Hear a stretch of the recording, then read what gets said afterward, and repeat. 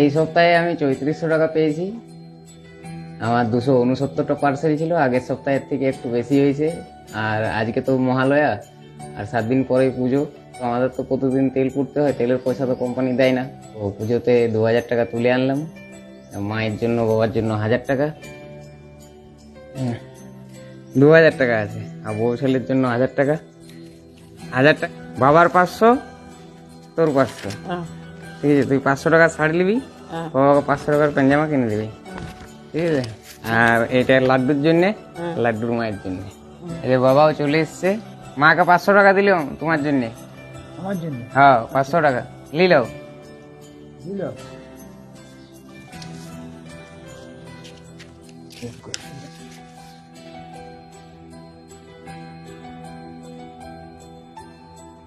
পাঞ্জামা নিয়ে নিবে? হ্যাঁ হ্যাঁ হ্যাঁ, 500 টাকায় হয়ে যাবে তো?